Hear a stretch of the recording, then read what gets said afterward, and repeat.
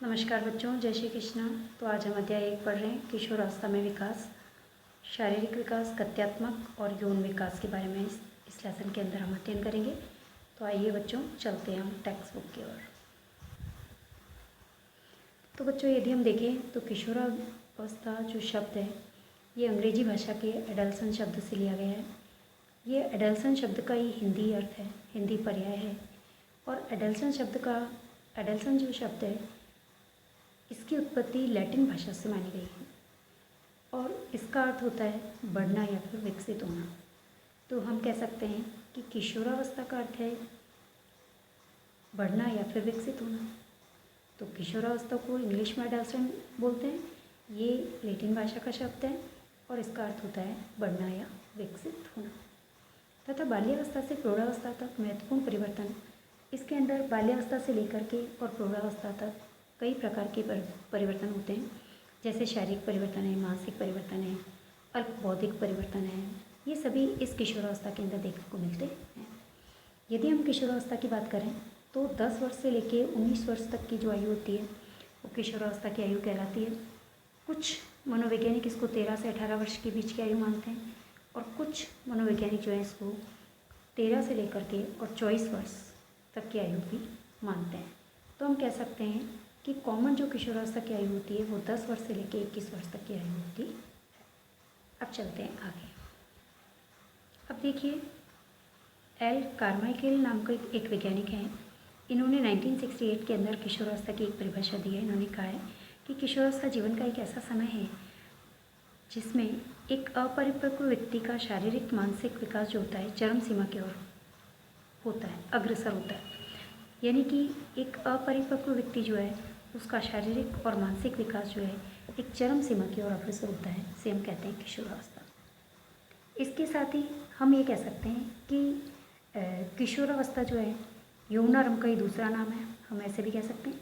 दैहिक दृष्टि से एक व्यक्ति तब किशोर बनता है जब उसमें वय संधि प्रारंभ होती है, यानी कि जैसे उसमें यौनारंभ शुरू हो जाता है वैसे ही जो है उसके अंदर किशोरावस्था प्रारंभ हो जाती है।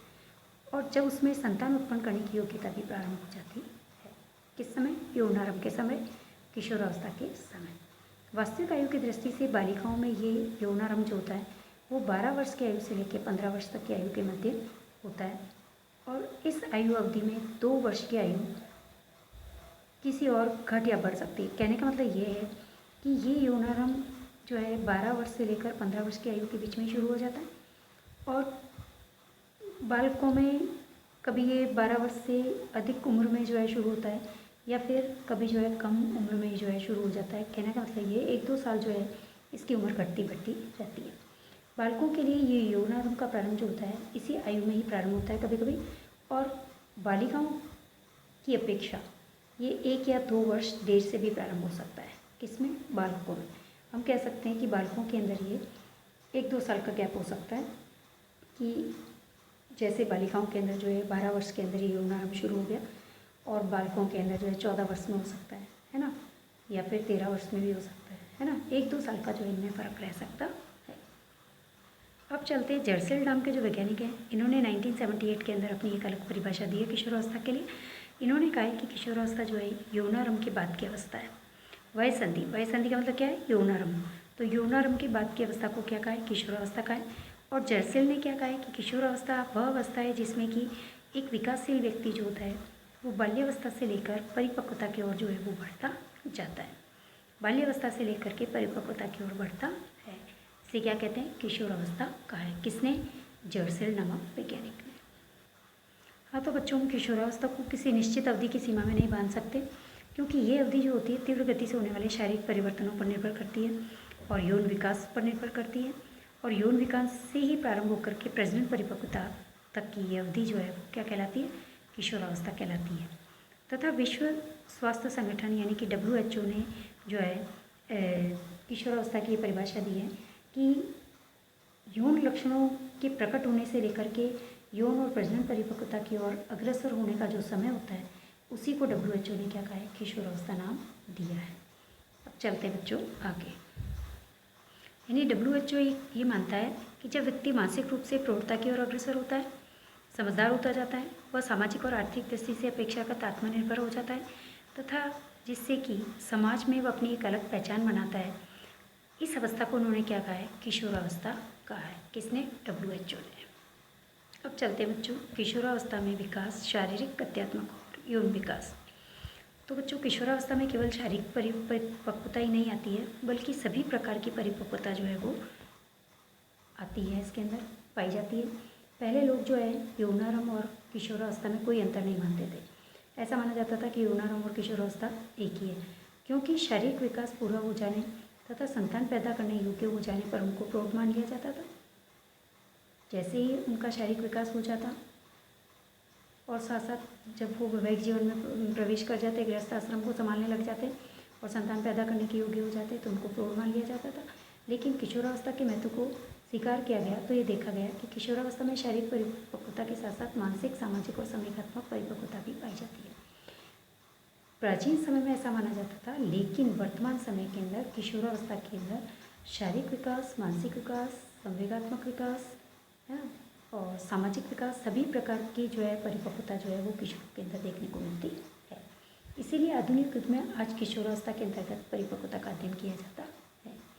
प्राचीन समय में जो है किशोरावस्था के अंदर सिर्फ जो है शारीरिक विकास हो जाता था पूरा, संतान पैदा करने के योग्य बन जाते थे तो मान लिया जाता था कि चलो किशोरावस्था आ गई और यौनारंभ शुरू हो गया, इनको प्रौढ़ मान लिया जाता। लेकिन वर्तमान समय में ऐसा नहीं है, तथा किशोर तथा किशोरियों के भीतर यौन संबंधी विशेषताएं और उनसे संबंधित मानसिक, संवेगात्मक, सामाजिक परिवर्तन इस अवस्था के सबसे प्रमुख लक्षण माने जाते हैं। हम ये कह सकते हैं कि किशोरावस्था के सबसे प्रमुख लक्षण क्या है?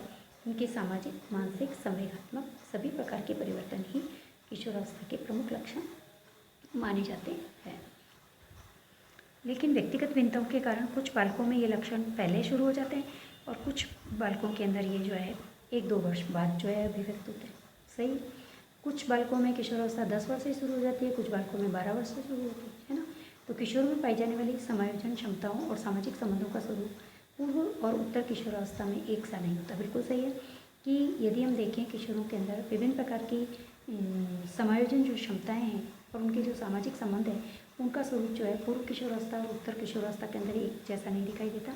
तो इसीलिए किशोरावस्था का अध्ययन हम सरलता से किस प्रकार से करें? तो किशोरावस्था का अध्ययन सरलता से करने के लिए ही हमने किशोरावस्था को 2 भागों में बांटा है।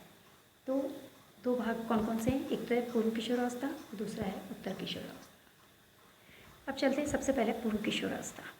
ये अवस्था जो होती है 13 से 14 वर्ष से लेकर के 16 से 17 वर्ष तक चलती है।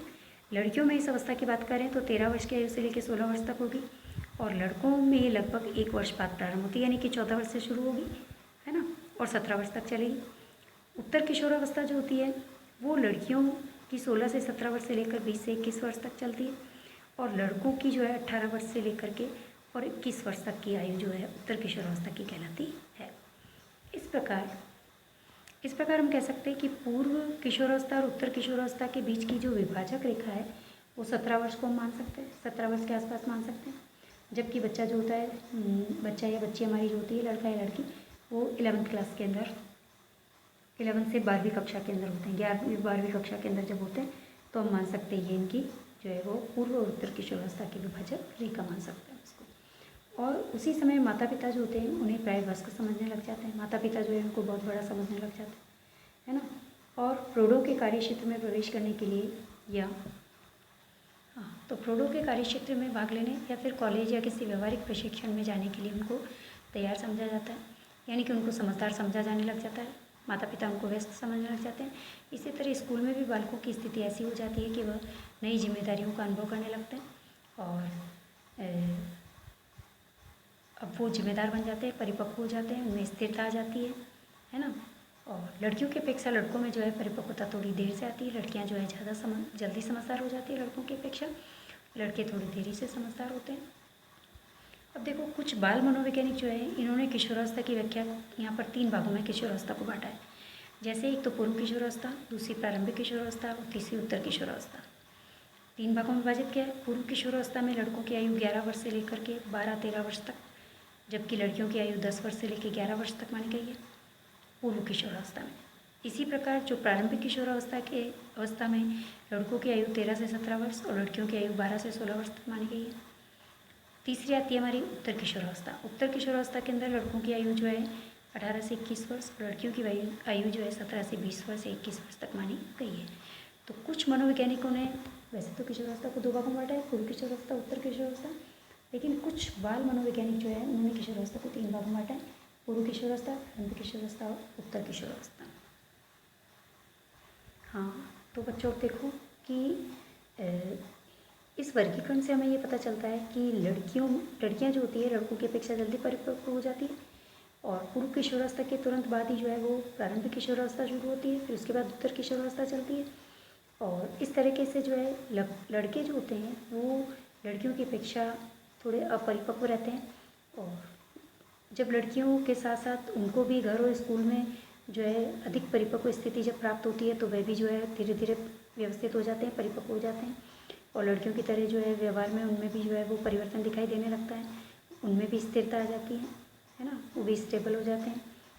तो इसी प्रकार इसीलिए हम कह सकते हैं कि किशोरावस्था की पूर्व और उत्तर किशोरावस्था के बीच की जो विभाजक रेखा है, उस विभाजक रेखा में ही ये व्यवहार जो है वो देखने को मिलता है कि अब उनमें स्टेबिलिटी जैसे ही इनमें स्टेबिलिटी आती है तो हम कह सकते हैं कि यही जो है इनकी विभाजक रेखा है पूर्व किशोरावस्था और उत्तर किशोरावस्था के बीच की। यानी हम कह सकते हैं 12वीं कक्षा के अंतिम वर्ष में ये लक्षण हमें बच्चों के अंदर स्पष्ट रूप से दिखाई देते हैं, या फिर हम ये कह सकते हैं कि 11वीं कक्षा के अंत में या फिर 12वीं कक्षा के प्रारंभ में ये लक्षण हमें जो है वो बच्चों के अंदर देखने को मिलते हैं। तो इस प्रकार से हमने देखा कि कुछ बाल मनोवैज्ञानिकों ने किशोरावस्था को 3 भागों में बांटा, प्रारंभिक किशोरावस्था, पूर्व किशोरावस्था, उत्तर किशोरावस्था में। और लड़कियां जो है लड़कों की अपेक्षा जल्दी परिपक्व होती हैं और जल्दी स्टेबल होती है, जल्दी स्थिर होती है, समझदार होती है ना, समस्याओं के साथ समायोजन अच्छे से कर पाती हैं। अब हम चलेंगे बच्चों, अब हम देखेंगे बच्चों किस तरीके से बाल्यावस्था से पूर्व और उत्तर किशोरावस्था के अंदर जब बच्चा प्रवेश करता है तो उनका विकास किस प्रकार से होता है। तो धन्यवाद बच्चों, जय श्री कृष्ण। नेक्स्ट टॉपिक हम नेक्स्ट क्लास में पढ़ेंगे।